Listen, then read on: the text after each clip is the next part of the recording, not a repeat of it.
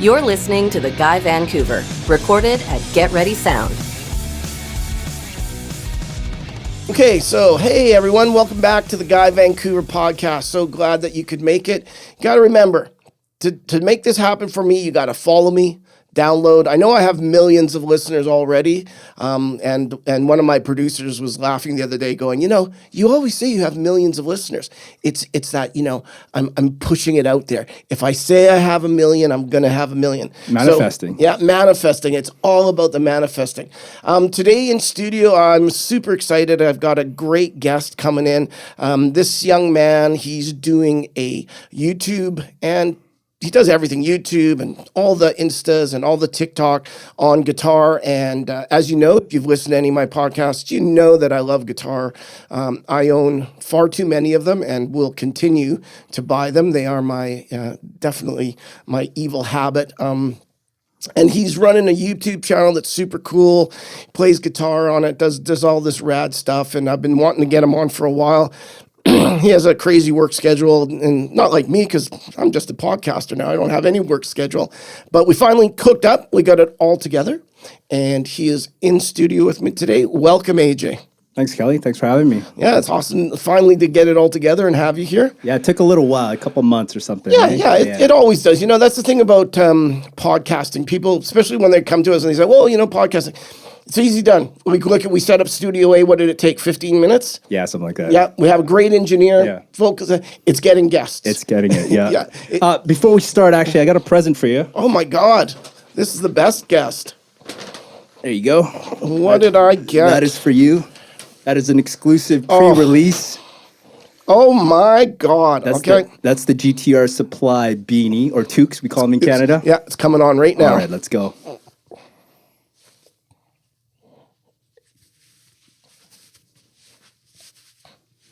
Oh, that looks badass.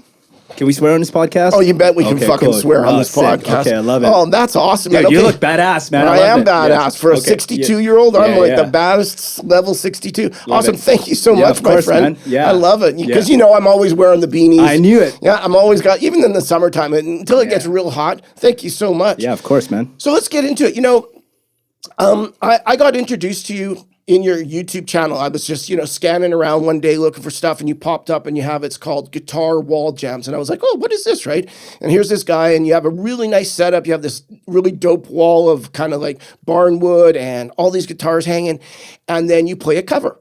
And so I was like, oh, well, that was excellent. So I said, oh, that was a very nice cover. Boom, let's listen to another one.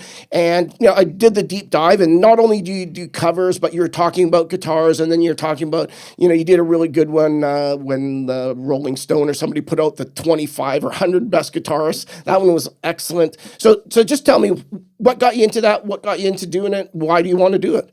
Well, I've been playing guitar since I was 13 years old. I am 41 now. So yeah, I don't know how many years that is. So I've been playing in guitar since that time, and I've been playing in bands since I was, I think, 14. So I've always played guitar. I've always loved music. I did it semi-professionally in my 20s. And then I kind of retired for about 10 years. In my 30s, I was pursuing another career. And then right around about a year and a half ago, I had to move. And, you know, like you, over the years, I've built a collection of guitars. Yeah. Nothing like yours, though.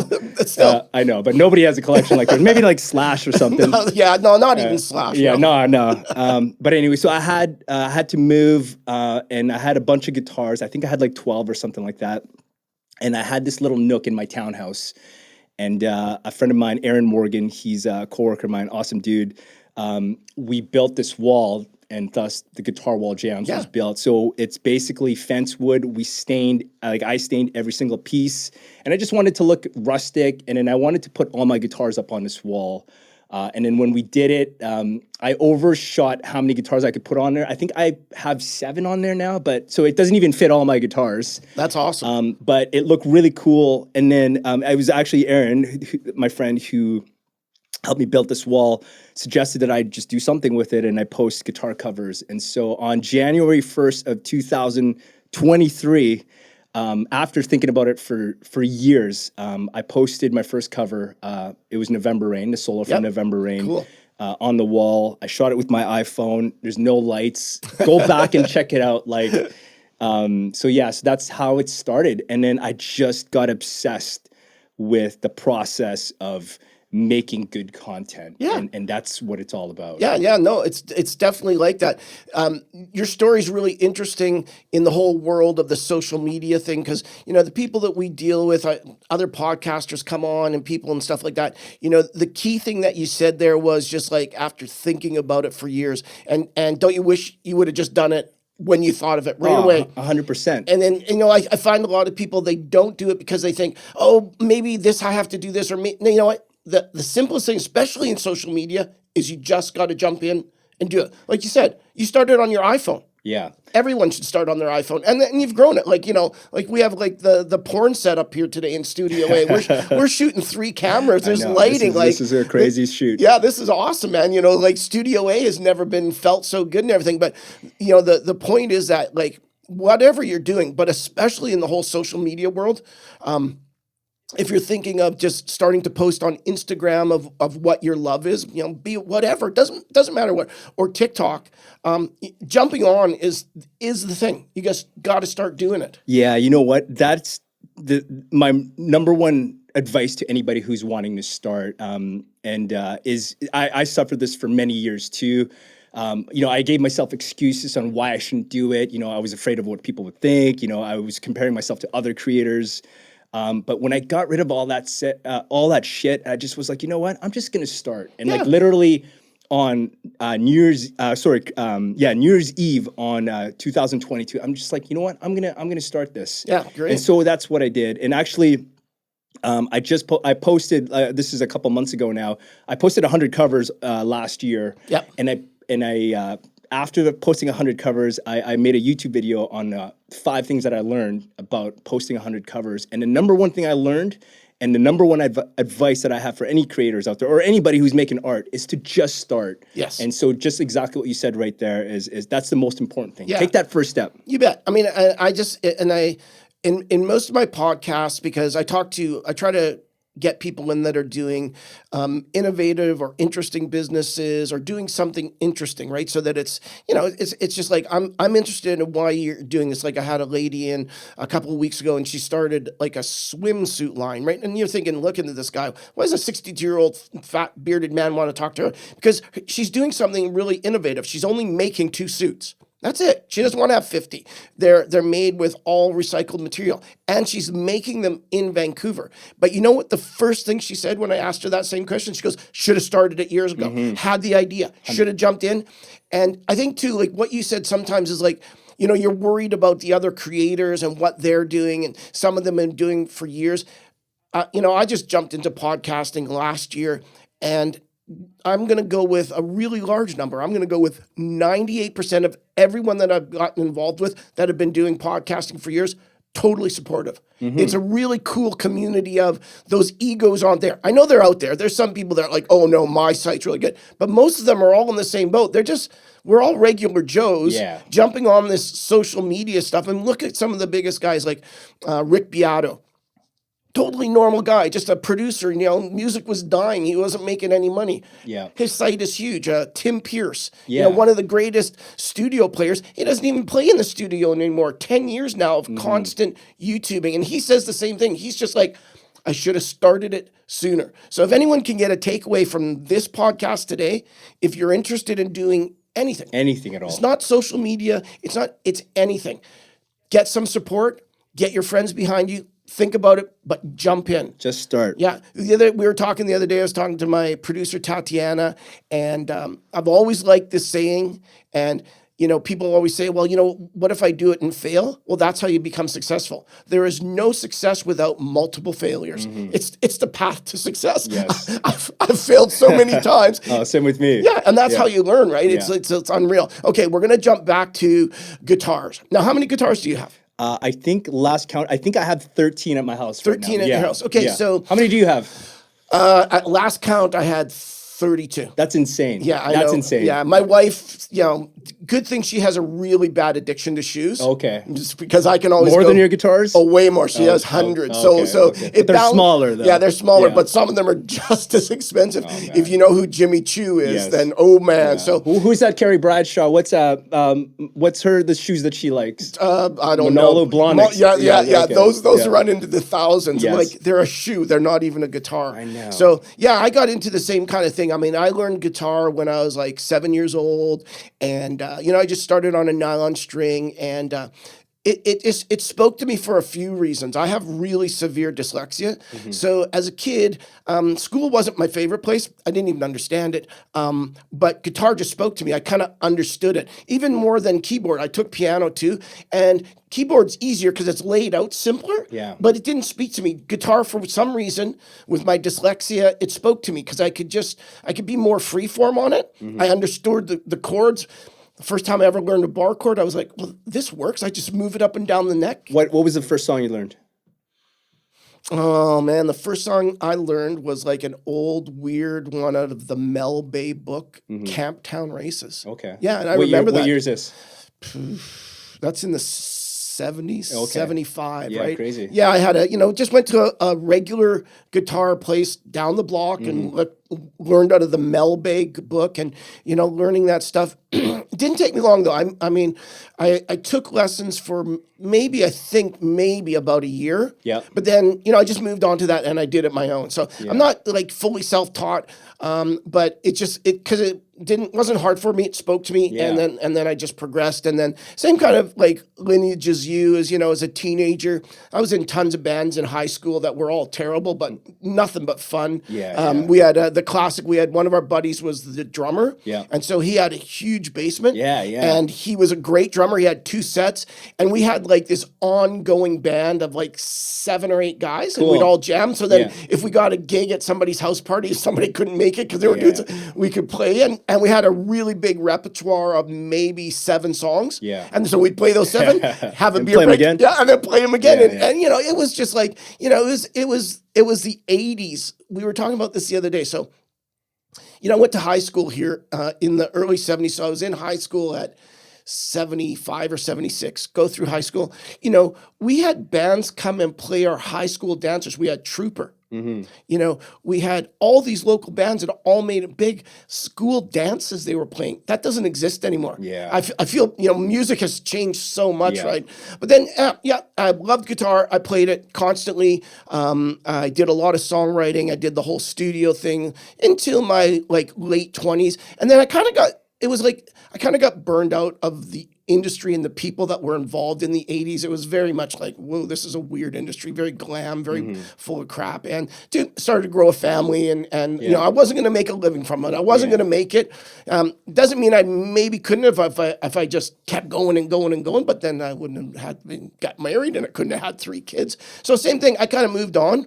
And then later on, when I just started getting back into guitar, I took like a 10-year break. Yeah. Then I got into it just full out and then started playing and jamming with people. And then I had a little bit more cash flow and then I started buying guitars. Then the addiction started.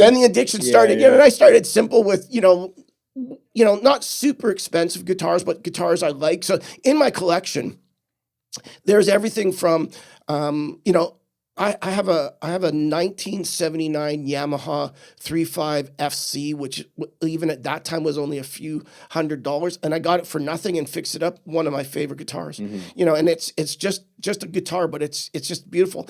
Up to like the one that's sitting in our shots right now. Yeah, what's this one right here? This is a Gibson Futura. It's a remake, Gibson custom shop of like the original prototype of the Explorer, right? Yeah. And so when I saw that, I was like, well, Is this a custom shop? It is a custom shop. Yeah. Okay. So we're actually trying to get a hold of them and get more exact information on them because Gibson's funny that way. They're just like, I don't know. Oh, it's a custom shop. Who knows? Yeah.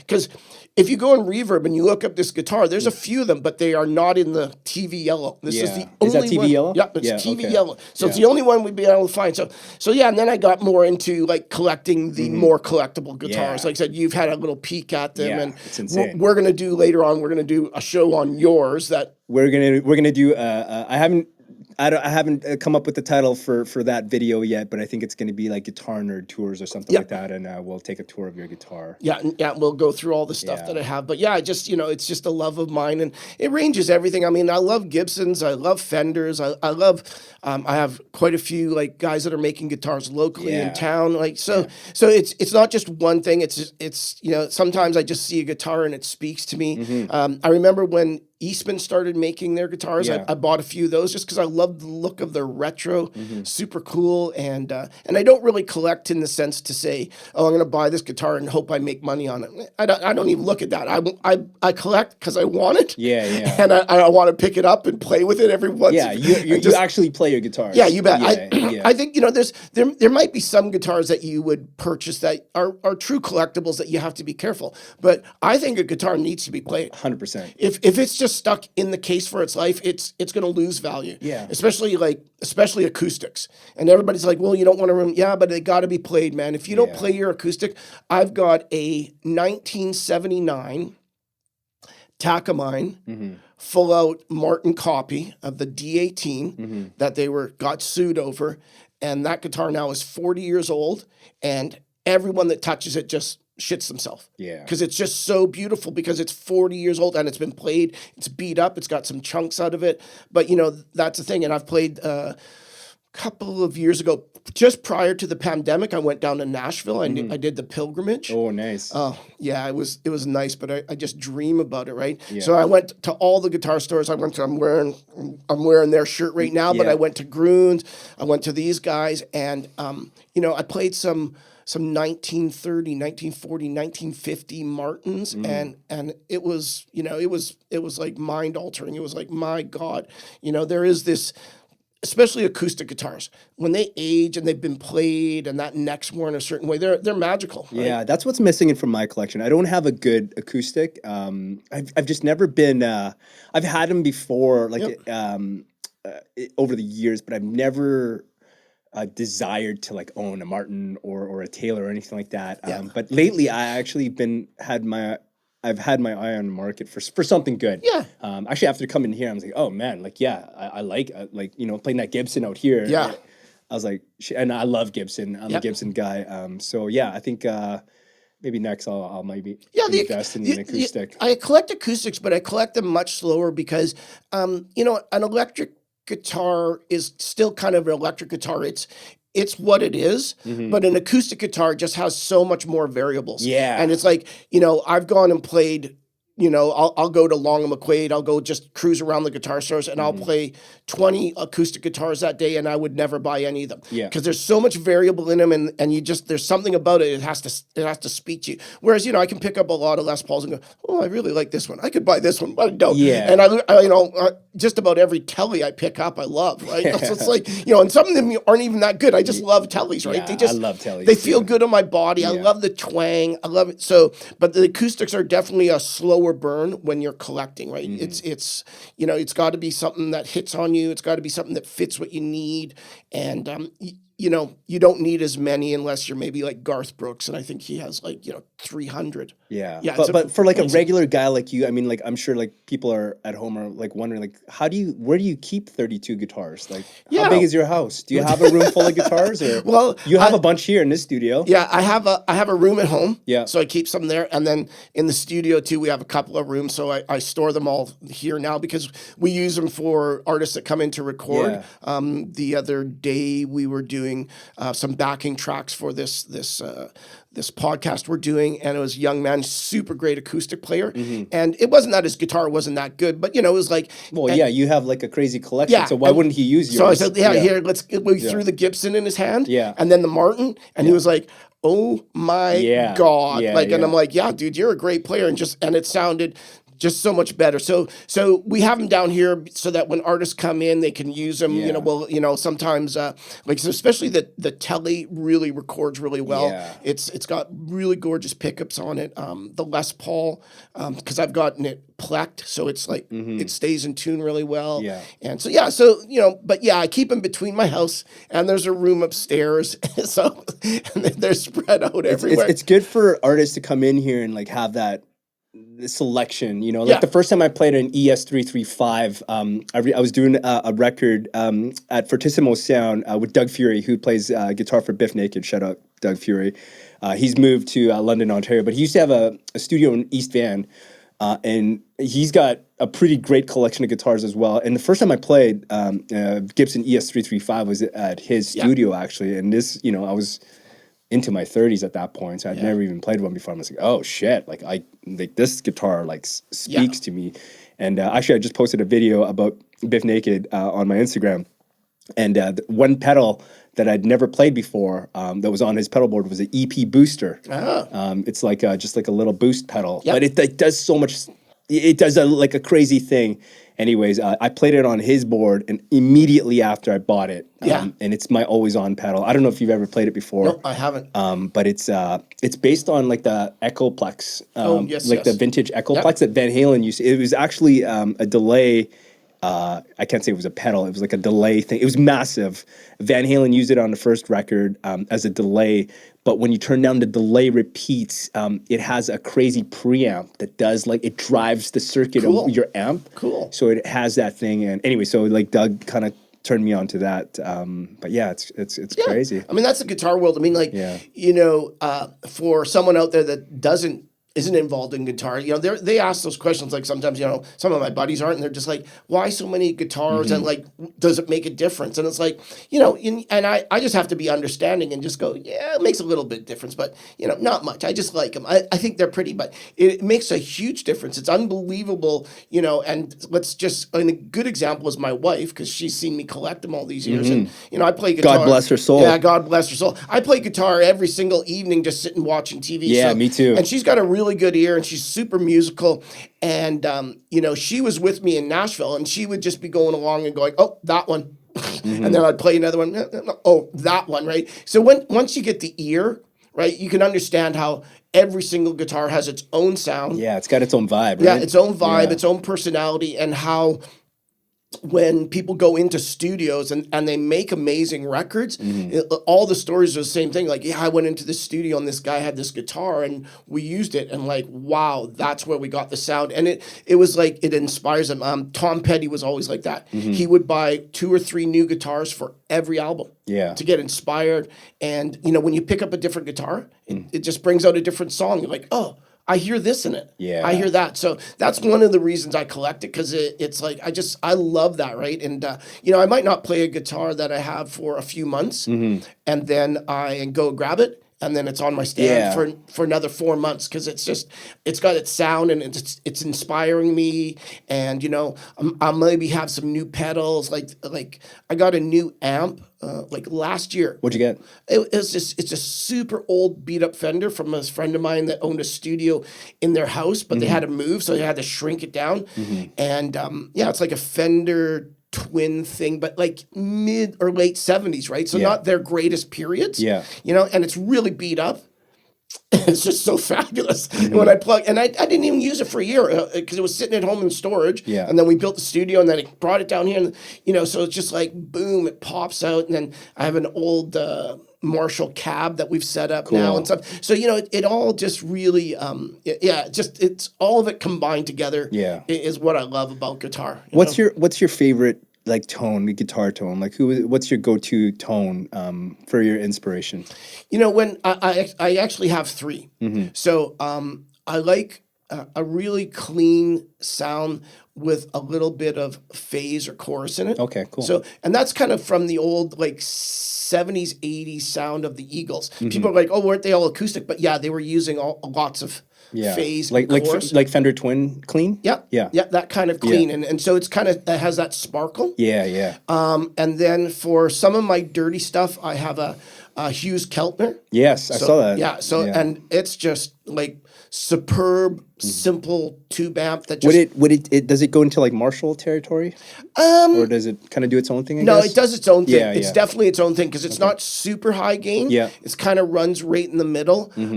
So I like its pure gain sound. It's really nice. So I'll use that a lot. And then when I go into stuff that's kind of really funky, I love fuzz. I just, you do. You're a fuzz guy? I love fuzz. it doesn't have to be cranked up super high, but I like that sound. I love the sustain it gives, especially on leads. And it just sings to me. I love doing my leads with fuzz on it, and it takes it kind of to a different level. But then again, it's like, just different feels. What I get inspired. I have a whole rack of everything that Jack White's made. Oh yeah. And some of that shit's just insane. His stuff is insane now. Yeah. It just makes noise and you don't even know. Sometimes it sounds like shit, right? And it just makes noise and it doesn't know where it's going, right? Yeah. But it's like, that's why guitarists have that kind of repertoire of stuff. Yeah. It just depends on the feel and depends on the song. And you may work through a couple of different sounds, but those are my go-tos. That's what I really, really enjoy to play, like when we're jamming and stuff. Like, especially we were jamming on the weekend and we were doing some real fun stuff, and came my turn to lead, and I just boom, pop that fuzz on, and I just love the. What are you using for fuzz? I use the JHA. Okay. JHS. Yes. Yeah. Their fuzz, because it has multiple fuzz on it. Yeah. Yeah, and I love their pedals. Yeah, they got great pedals. I love it. His YouTube channel is amazing. Oh yeah. That YouTube channel is amazing. I love that he's like basically a pedal historian. Josh Scott. Yeah, I'd love to go to where he makes it. It's cool. He just like talks about other pedals, other brands, and he like just puts it out there. I love what he does, and it's just so much value. Just going back, I'm gonna answer my own question. I love my main clean tone is U2's the Joshua Tree. I love, even though I'm not really a Strat guy, I own a Strat, but I'm not a Strat guy, but I just love that clean tone, and I love the dotted eighth delay. I think I overuse that effect in all the songs that I write, and it's kind of like my verse thing. Cool. And then for my dirty stuff, I love Slash. I think the not everybody talks about the appetite for the destruction tone. I love actually the Use Your Illusions, tone better, because I think he dialed it in. He's got like some cool Silver Jubilee amps at that point. And I've seen Slash a couple times now with his the Slash and Miles Kennedy band. Have you seen them? No, I haven't. Fuck, man. I saw them in his first record with them in 2010, playing the Commodore. Oh man. So like literally I was like 10 feet away from Slash, and it was just amazing. So he's like kind of like my biggest hero. That's hence like my Instagram page started with November Rain, and I think and then this year I wanted to do on my 100th cover. I redid that cover, and next year I think I'm going to do it. Every year I think I'm going to do that November Rain cover. Cool. But anyway, so those are kind of like my my go-to. Slash tones. is amazing. Yeah, and his tone's always been amazing, right? Just so good. He nailed it when he was pretty young, and just kept it growing and stuff like that. But that would be unreal to see him at the Commodore. I love when shit like that happens. Eh? Oh, dude. These guys have he's had a great career, but then he just jumps into another band because he loves playing, and you get to see them at the Commodore. And he's just so good. He's just so good, and that band is so good with Miles Kennedy as singer. Yeah. And they were playing the old GNR stuff, the Appetite stuff, and cool. I didn't see Guns N' Roses until this past reunion tour, and obviously it was at BC Place, so it wasn't the best. Yeah, but seeing Miles play the GNR stuff in like the original key, and he's just like all over those notes, and it was just amazing, man. Like I was like, I don't need to see that's as close to vintage GNR as you can get. I think that's awesome. But how? Okay, so then because I know you've done some of the YouTube covers where they sound really good, but that's kind of funny because like you would have been a baby when YouTube came out. Oh yeah. I was young, but I discovered guitar like when I was young, and then it was then like in the 90s, right? So I grew up to I think Kurt Cobain had just died, so I started playing guitar in '95. Oh, cool. And Kurt Cobain had just died, and the grunge scene was like exploded at that. I mean, it exploded at like Nevermind, but like it was huge. Yep. And it was really cool at that point because I think guitar was so accessible to us, and the internet was brand new, so you can look up tabs. Yeah. Instead of I used to like buy Guitar World as well. And so and you had Nirvana and like all these grunge bands playing these 3-chord power chords. So cool. And so cool to learn on, and man, I just really connected with that. You know? I love the grunge because like for my era, I was teenage 16, 17 when Joshua Tree came out, and I just like I love that record. like that, you know, and I really like YouTube, but you know they're YouTube, but they've had a long career, so there's some albums that aren't so great. Yeah. But that album is, you throw that on a road trip, top to bottom, you can listen to every You throw song. that on right now, and it still holds up. It bet. still sounds good. Actually, I listened to that in my truck with my 2 daughters who were 9 and 6, and they sing every single song. And you can just keep flowing. Right? Yeah. It works so well. And then like I love that. But I really, for my musical stuff, I was really into the punk. It spoke to me. I loved punk, so I was really into that. And when it died out, I was kind of a little sad. But then when grunge came back, I was like, oh, this is just, you know, a reiteration of punk, which I love. And that's what Kurt Cobain was heavily influenced by. Right? And it's great. And it's not that I love that exact kind of music. I just love the simplicity of it and the honesty of it, and just like, you know, we're gonna write a song and we're gonna say shit in it, and it's gonna be fucking strong, you know, like, and you're just like, whoa, that's amazing. So yeah, I love the whole, when the grunge came back me and stuff. too. Have you ever been to Seattle and gone to that museum down there? Yeah, I went to Seattle actually in 2010. I went. I was on tour with my band Irreverence at the time, and we played Seattle, and we did like the whole grunge kind of like scene. Like we played with this band. I can't even remember. We opened up for them. But we did that whole thing, and we went to like bars that, like, you know, like those guys had played in. I love Seattle too, you know, and I think we connect with Seattle, and I love the grunge. I grew up in Prince Rupert, and it rained so much more than Vancouver actually. And that's kind of like what they said about grunge with Seattle. It was so dark and gloomy, and like it just kind of fostered this music, you and bet, I just man. connect with that so much. Stuck in your basement for 6 months of the just year playing with guitar. it raining, right? I know. It wasn't snowy. It's not snowy, and it's just rain. And those dark, cloudy days that make you want to do, like, what do you want to do? I don't know, man. Let's get some drugs and play guitar all day, you know. And like that was it. That was that grunge. You know, it's like, we're just sad to be here, and you know. But a lot of those guys, you know, they made it big and they left, but they all came back to Seattle. I was watching something on Soundgarden or a bunch of them, and they're all like, yeah, we've all kind of moved back, because it's like the Pacific Northwest is awesome. It's beautiful. You know, my show is called TheGuy Vancouver. It's called that because I love Vancouver. On other jobs that I've had, I've gotten to travel all over the world working, doing big construction, and too, I've just done a lot of traveling, so I've been a lot of places, and a lot of them are amazing. I mean, I've been to Italy, love it. Oh my God, so good. I got to go to work in Fiji. You know, that's cool. I got paid to go there, and I worked. So gorgeous, so beautiful. But I love Vancouver. I love it for, you know, we just live in an incredibly green city. You know, there's trees everywhere. You know, in an hour, you can be in wilderness. You can just be anywhere. You can go to there's so many lakes within.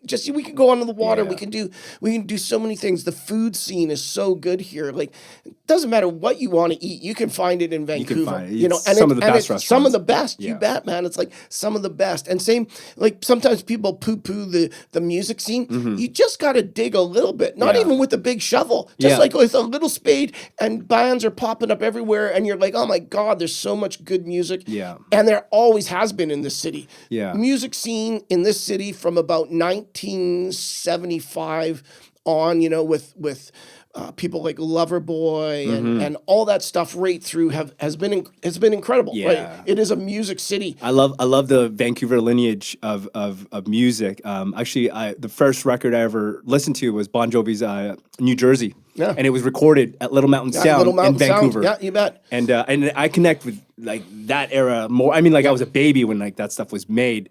But yeah, like that Little Mountain Sound era, you know, Aerosmith, AC/DC. I think Metallica recorded there. At one point, Vancouver had a good like half a dozen of the top studios in the world. Mushroom Studio, Little Mountain. It's like the Warehouse now called, right? Yeah. And it was for 2 or 3 really good reasons. For one of the good reasons is we had a ton of young guys like Bob Rock and I can't remember the other producer's name. Bruce Fairbairn was the guy. Bruce Fairbairn, and they were young and they had good ideas and new sounds in their head, and you know, people like Bon Jovi and all these bands came up and they were inspired by these guys because these guys were just doing it. Like there was no shitting around. And, you know, that was the late 79s into the 80s. We had more strip bars in Vancouver than you could imagine. Whatever happened to them, man? Yeah, it just faded away, didn't it? But, there was like, just in downtown alone, there was 15 strip bars. Was there 15? Oh, yeah. Trust me. I know. Dude, when I was in college, we used to go to Fraser Arms. Yeah. Oh, yeah. But like downtown, like they had the Cecil. Yeah, we had the number 5 Orange, the Penthouse. Cecil, That's still around. There's Brandy's. tons of them. So those guys would like record for 10 or 15 hours, and then boom, and those ladies loved it. And the other thing was, like, a lot of them said the same thing. It was great studios. The energy was incredible. The strip bars were incredible, and the food. Like, they were like, oh man, we could just order in Chinese. We could order in anything and everything we wanted. So it's such a funny era. And then, as anything like that, it faded, it changed. Yeah. The whole analog studios faded away. And, now it's just like our studio. Our studio is, fully digital. Yeah, but it's cool, man. Yeah. Like, I love digital as well, because, like, I started, I made my first record, like, when I was, like, in grade 10 or something, but it was like the portable, like, digital recording thing. Yep. And so I love the digital aspect of it, because I anybody do too. can make a record. Yeah, I love it too. Yeah. When I was doing my recording, so I recorded a bunch of my songs like over 2 or 3 years trying to get into the industry. It was all on tape, and it was really fun. But it was like, I could barely afford it because I had to book in the middle of the night, because it just took so much time to get to tape and so much work. And it sounds amazing. That whole vibe sounds great. I can come into the studio. I'm not kidding. We've done this. I'll come in with my engineer and set up here. I'll play a chord riff, a thing that I have in my head. And within 2 hours, we have a fleshed out song. Oh, for sure. Drum, bass tracks, backing things, whatever we want. And people are like, well, that's not real music. Yeah, it is. It's actually really, really, really good music. Of course it is. Because it's been like that for the last 15 years, and you don't even notice 20, it. Yeah, right? 20. You don't even know. Yeah. Everyone does it like that now. That's how you make a song. Yeah. Every big band, their songwriter guys just get together. They come into the studio for one day. They lay down all these basic tracks. Then the engineers build them out. Then they come back, and then they go, oh, that one. Okay, we're going to do that one full out. But that's how modern music is made nowadays. All the backing tracks on my covers. Yep. I record all of them from scratch, like at my house. I mean, like, I use MIDI drums but everything's digital. Yeah, I do mic up the amp. But man, that's the way it is. Yeah, it's just the way it is. It's like I remember, like, we opened the studio. We had everything in August, so we were, we had a month. August of what? August of last year. Last year, okay. Yeah.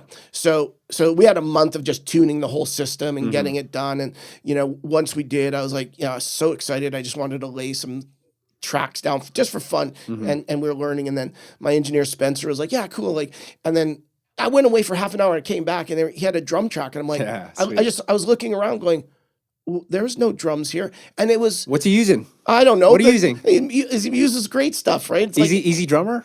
Superior drummer? Yeah. So that's what I use, actually. There you go. Yeah. And he's like, over there. Yeah. And I'm like amazed because it's like, it sounds better. And he's like, yeah. Yeah, it sounds amazing. You know what I actually use? So there's a Bob Rock hack in Easy Drummer 3, which I use, and it was recorded at the Warehouse. Yeah. Do you know about that, Spencer? Yeah. Check that out, man. And then I also love John Feldman, who did all the Blink records. Yeah.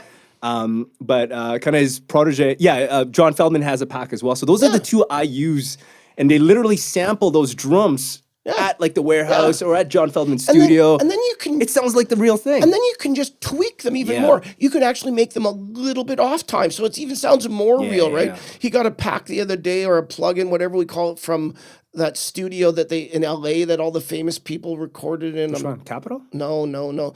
I can't remember. Sound. So what was it? Sound City. Oh shit! And so then he played. That Waves? He played it for me. Universal Audio. He played it for me, and I'm not kidding. I was just like fucking blown away. I want to do everything on it. So, and that's what it's so exciting in a studio nowadays. We worked with an artist, this young girl, Kat, and she recorded when she was younger, in her 20s, and she had some releases and everything. Super great lady, singing teacher, and now she's in her 40s. So she came back into us, and then she was just like, oh my God. And like, she's an amazing keyboard player. Yeah. She laid down a keyboard track, came back a day later. We'd fleshed it all out, produced it, made it, and just like, do your vocals. And she was like, this is the greatest fun thing in the world. That's awesome. Because it isn't, in the old days, the studio could be drudgery, hours and hours and but hours. also it's like it wasn't accessible, right? Like it was like, No. oh, you're going to the studio, like It wasn't, and that's Yeah. that's the thing. Like, okay, so let's shift gears a bit and talk about music nowadays. Yeah. Okay, because it has changed so much with you would have been a baby, but when Napster first came out, and you Yeah. could get all this free music, and then all the turmoil and What do you think about that? Was that good for music or? I'm of two worlds, okay? So of nowadays, Napster started it all, but we have Spotify and everything like that nowadays. So the problem I have with it, Spotify gets, I think the last time I looked, they have almost 1.2 million new releases every day. Yeah. So and I love that anyone can make their music and put it out there. Yeah, It's- but they changed it too. Like they just changed like who they pay out to, right? You Yep. got to have like 1,000 downloads, yeah. but you can still load on there, right? Now, I know Yeah. that's going to change in the future. So what I think it's done though is it's fully democratized music. Yeah. Like, honest to God, someone can come into our studio and if they have a good song idea, it doesn't have to be a good song idea. They want to make a song. We can make them a song in a day or two that's as good as anything Yeah. anywhere, and they can throw it on a network, which I think is great. But then in saying that, it's kind of watered down everything. It's hard to find the Yes. good people. The record companies are evil scum. They still are. But you know what? They filtered out a whole bunch of stuff that they knew wouldn't make it. And then they did find some great artists that have survived the test of time, even survived the record companies because they basically told the record companies to go F themselves, Yeah. because they're evil. But so I think it's really good. The problem is, like we talked about in the beginning, is that artists, especially musicians, they're so in their head that they sit around for years thinking, oh, I don't know if this song's good enough. You know what? Yeah. You're never not going to know. Come into our studio, crank out a bunch of tunes. It doesn't break the bank anymore because we can do it fast and throw them out there. Because that's make the it sound only, good. make it sound good. The only way you're going to know. If you sit in your basement for your life going, oh, I wonder if this song is good enough. Well, you're never going to know. So I think it's good that way. Yeah. Right. And two, like, look at what you're doing. Right. The guitar wall jam thing is awesome. I just what a great effing idea, right? And you wouldn't have been able to do that 20 years ago. No. That didn't exist. No. Even 10 years ago, it was just so new, right? Yeah, maybe you could have done it on YouTube, but Yeah, but maybe, still, yeah. and so, you're jumping into this different aspect of the music industry because you're playing music, Yeah. and it's part of the music industry. So it's all those good things and all those bad things, and you know what? It's always been like that at every level of time. Back in the 80s, oh, incredible. If you got a record deal, you were a multimillionaire. But how many people got there? The record companies are evil, Yeah. right? So they've been quashed down, but it's kind of opened this floodgate of all sorts of everything. So, it makes the consumer be more of a consumer. You got to take the time, filter through music. What I do is I find an artist I like, and then you just go boom, give me more artists like that, and then you filter through it. Oh, that one's great, or that one doesn't appeal to me. So it's good and it's bad. It's changing the industry. Young people, we have some young artists come in their 20s. They don't even know what I'm talking about in the old days. Yeah. So to them, it's nothing. To them, it's yeah. like, what? What? No, it's all about just releasing, and it's changed it. Nowadays, you come in, you sit down with me, because I do produce music, and I'm like, okay, so we had this one person like, I want to make an album. No, you don't. Nobody makes albums anymore. That's You're doing singles. yeah, you're just making a song. You're going Yeah. to come in, you're going to make a song. It's going to be really good. You're going to put tons of effort in it, and then you're going to release that on your social. You're going to release that on Spotify, and Yeah. you work that for 2 or 3 months. You even come in and do a remix on it, Yeah. and then you just do another single, and that's all it is. Because the album format is gone because people don't ingest music that way. But I love albums. So do I. I mean, God. Yeah. But they just don't ingest music Maybe that way. Yeah, no, you're right. They just don't. It I think we're old school. Yeah, you know? I have the milk crates. People know Yeah. full of albums. Yeah. So and the album was great because it had artwork and Yeah, they had the liner I know. notes and all that stuff. I love buying CDs when I was a kid Yeah. and taking out like the booklet and like even the smell of that booklet Yeah, smells yeah. so good, My youngest is 28, and when Yeah. we talk like that, she just looks at me like, Yeah. "You're just old." Like she could care less. But you're right. I think releasing singles is the way to go. Yes. Like actually, I just recently reconnected with the drummer that I used to play in a band with back in 2007. And we had a bunch of demos, and so we're basically re-recording these demos, and like we're talking right now, and like, Yeah. are we going to release it as an album or or I don't know Yeah. what we're gonna do with it, but like Well, that- but you know that's what? kind of the question. You know what you do with it nowadays? This is the form. I mean, this is the other thing about the whole social network and the internet. There is no right or wrong. Every few months, someone discovers another great idea. But the format that's working really well, and this is what I've been finding, and people find about the internet, it is a certain length of time that you're on it. Yeah. And then things start to happen. And it is about a year. So let's just 100%. So let's just say an album in the old days was 12 songs. Yeah. So if you're an artist, if you have 12 songs, you come in, and the best thing is you don't have to do all 12 of them at once, but you do that and you're releasing one a month. So then that's 12 singles, and then you've gone your year, and then your numbers start to go up because the algorithm wants to see that you're committed, wants to know that you're going to do more than one or two. Because if you just do one or two things, the algorithm ignores you. Oh yeah, they don't like you. You're gone. Yeah. So it knows it's an evil entity that knows everything. So then you've done these 12 singles over 12 months. Then you start to go through the roof because it's seeing that you're committed and that they can push you to their clients because you have 12 things to listen to, not one or two, or not just because it doesn't know if you plop 12 of them at once. It's just a one thing to them. Yeah. So that's why you space it out. And so I think that's great for young artists because they might come in and record 2 or 3 songs, so they got them in the bag, and then they get re-inspired. And instead of having like, these are the only 12 songs I'm going to do, then they come in with better songs. Yeah. And they're like, I'm going to do this one. Great. And it helps them grow, and they can do it, which is magical, without touring. Yeah. I watched a really, really good live stream of a band from England. The other night, and I remember watching live streams 10 years ago, and they were terrible. And I watched it the other night, and it was awesome. Sound quality was really good. They had thought about all the camera angles a lot better, and they were interacting with the audience because obviously she had her iPad running, people asking questions. So that's cool. It's a whole different world that it's different, but you can, if you do it right, you can make it. I follow a ton of artists that get no airplay on radio, that get nothing, that don't tour, and are making a great living. And that's exciting. Yeah. It's like you can do it. But it's like anything else. It doesn't matter if it was the 80s or now. You got to get off the couch. You got to do it. You just got to put in the work. Yeah, and you got to put in the work. Yeah.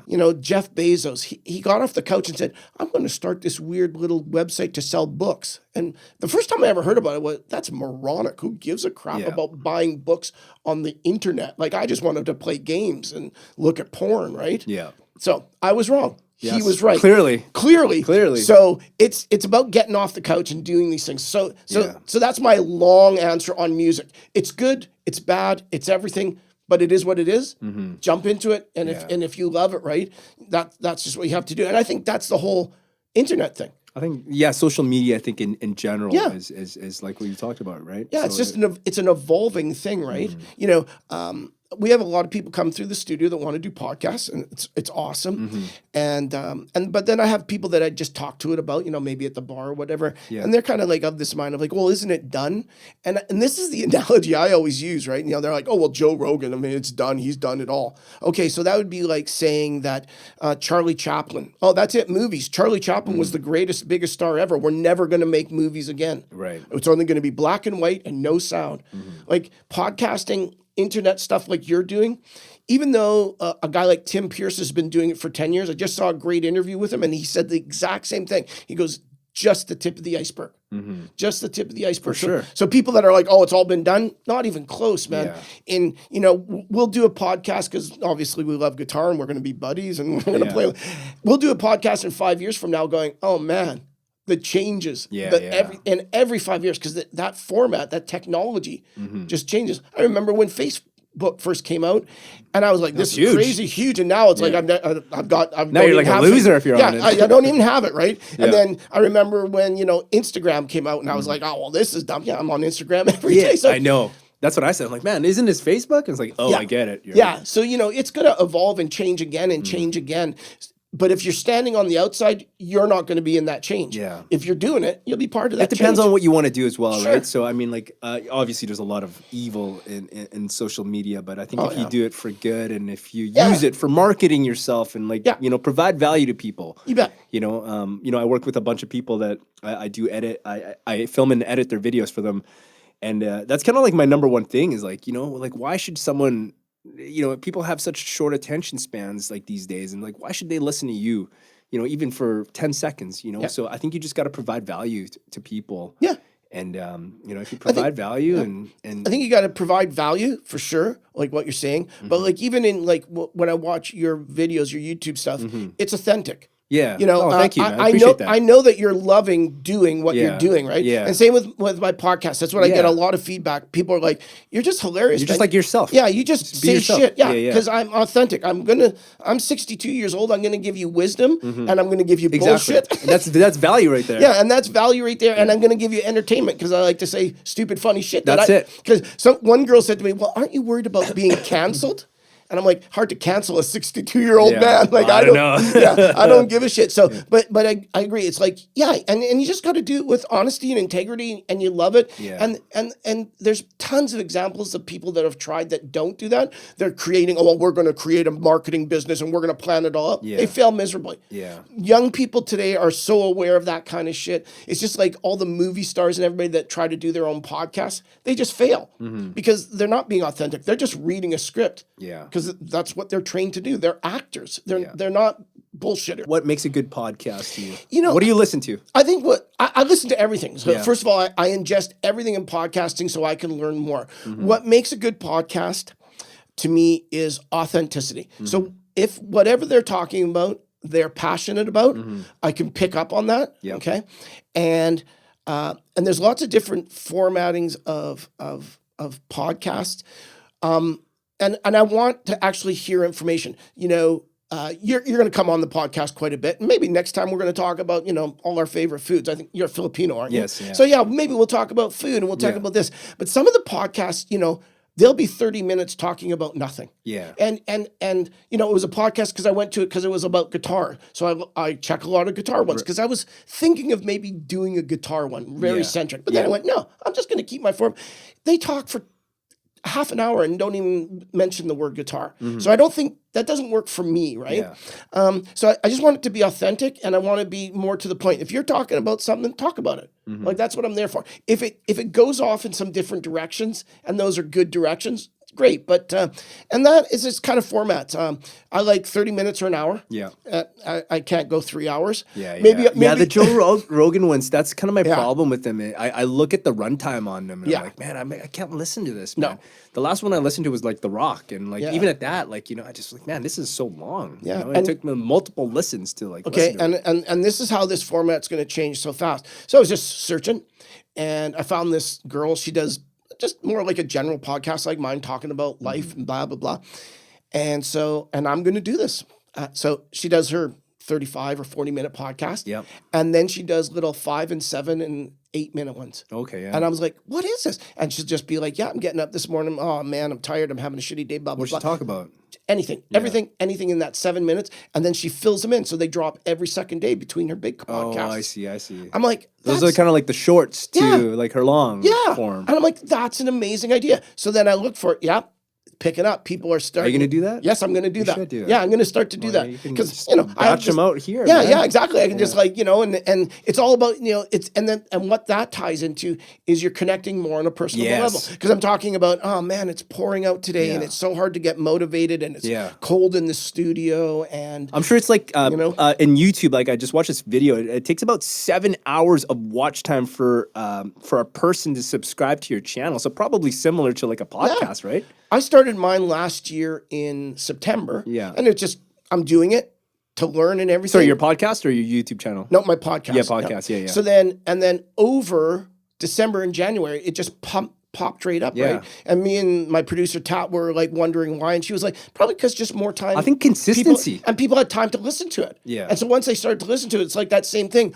You have to keep putting it out there for consistency. them. To get over a them long hooked, period of time. Right. And, and you might say one thing, that they really liked. So then that brings them back, yes. right? And you don't know what that one thing, I think one of them was, I was talking about business and I said something really funny. And I had a really funny story about doing business in construction. Yeah. And that one got lots of hits and likes. So, and I'm not too worried about it. I'm not sitting there every day, I got to find really good. Yeah. So I'm just doing what I'm doing. But it's the consistency. Yeah. And in podcasting too, it's like they say that if you can make your first year, boom, you're going to do great. Because again, the algorithm then pushes you out to more people. And those people that maybe listen to you, they just tap in and go, blah, blah, blah. Oh, good. Maybe I go back. Then they know you've been there for a year. You're actually doing it. They're willing to invest their time because you're investing yours. So it's that authenticity. Like I said, you know, I love going to yours because I know it's going to be there, right? And obviously, I love guitar and I love the shit that you do. It's great music, but yeah, it's that authenticity. And the guys that have been doing it for years, that's what it is. They put the time in. You know, I think Tim Pierce said that he was doing his guitar thing for like 2 years before it even really got any traction, right? And then you know now he makes his full living to it. Who's another guy like that? Rhett Shell. Yeah. You know, I remember watching him when he first started. Yeah, he had awful videos actually. Yeah, but now he's like got amazing videos, right? You know, he's one of the top, you know, guitar guy ones out there, right? You know, going to NAMM and being a superstar and stuff like that. I think with those guys, they're just again provide value, but they tell really good stories. You know, I think YouTube is about telling stories. Yeah, everything's about telling stories. Yeah, just podcasting. Yeah, right? everything. Telling stories. So. Everything is about telling stories. Business. I remember I worked for this big hairdressing company for years with my wife. She was a hairdresser, and I sold some product and did a bunch of other little things for them. But you know, we would do these huge shows with 2,000 and 3,000 hairdressers. Yeah, and like we would have meetings before, and it was all about telling stories. It's like you got to tell your story. Like, you know, in a few of my podcasts, I've told the story of how Get Ready Sound has gotten here. Yeah, and so you know, people really love that. They want it, and it connects them. Yeah, I have that story. I don't have that story. Like that's super interesting. That is cool. You know, and like I think I discovered your. I think a couple of friends of mine did the electrical for you guys here, but that's how I kind of discovered it. And then when I saw your Instagram page, I was like. And you guys were a recording studio, but focused on podcasting. I'm like, oh shit! I'm like, yes, that's like that's a need in the market that you know that we just don't have in Vancouver, right? So and it's so cool. And I mean, there's like studios like this in LA, that, like big podcasters like rent out. Yep. And you know, I think it's you guys are doing a great thing here. That's what we're looking at. I mean, I think podcasting has got a massive future. Like it's just the beginning. Just beginning. It'll be a whole entertainment. Even though people are saying everyone's got a podcast, but like, so what? That doesn't matter. Yeah. Everyone's got a coffee shop. Yeah. Sure. Everyone's got this store. Everyone, you know, there's a million hairdressers. What's how many episodes? Is it 7 episodes or something before people quit the podcasting? Something like that, right? Yeah, I can't remember. It's 4 to 6. Yeah, and they usually is that what quit. It is? Yeah. 7. Yeah, and then they quit. And then they quit. Yeah, right. And so you know, and those are the things. If you keep going, now maybe some of them quit because they thought they'd start a podcast on the thing that they liked or whatever, and it just didn't have any legs. Right. So okay, you didn't think that one. So what do you do at that point? Do you pivot and you just keep going, or what? Right. You know, and it's like they'll say, oh, you know, should I do a podcast just on guitars?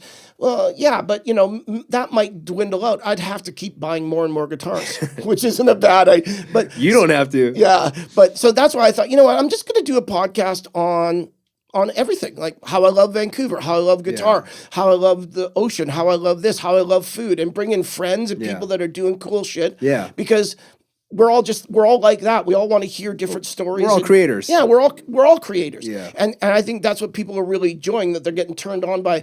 One of my really good friends who has this great stand-up paddle company. You know, I said the same thing to her. I said, "Oh, you're a great creator," and she's like, a creator? Well, yeah, you took paddleboarding and you took it to yoga. Now you do it in pools and on floaties, and you created this great thing. We're all creators in our own ways. So that's what and then when I thought of that, it's like, yeah, because I could grow it. The bigger I get, then the more interesting people and different people that will reach in, and you know, so that's why we did it. So. Cool. Yeah, I mean, I just love it. I love the whole, you know, like I said, I'm a weird old dude. I love the whole internet, social media stuff. I think it's great. I'm going to have to say that we've been chatting for a while. I know. I'm looking at the runtime here. Like, it's been an hour. Jesus. I know. I felt like we just started here. Yeah, I know. Okay. And that's why I said... This is getting too long. This is Joe Rogan category here. No one's going to listen to this pod now. Well, we're probably going to edit out a few things. We did some babbling there. But I will have you back on the show consistently, right? Because we're going to work together on... We're going to do some YouTube stuff. You're going to use some of my guitars. We're going to do the guitar tour next. And then I'm excited for that video. We're going to do the guitar tour. So we'll get you back on again. But it's been extremely enjoyable talking to you, man. Like I said, I'm going to plug. Can I plug a couple things before we plug wrap? Away. Okay. Plug away. Thanks for having me on your show. I really appreciate it. I have an Instagram page, Guitar Wall Jams, where I'm super active on there. I post covers and I do guitar stuff. I work with clients, Sloan Media Company. There's an Instagram page on that. You can go check that out. And also my YouTube channel is my baby, so I'm trying to grow that. So check that out. I think that's just Guitar Wall Jams or just me, AJ De Vera. That's all I'm plugging. Go check them out, guys. Yeah. If you like guitar, but you just like good content, just doesn't have to be about guitar. If you like music, they're a great page to watch. Again, thanks so much for coming and listening to The Guy Vancouver. Remember, follow, download, and love you guys. We'll see you again. Get Ready Sound is an innovative recording studio that specializes in high-quality podcasts, voiceover, and post-production. Visit them online at getreadysound.com or find them on various social media platforms.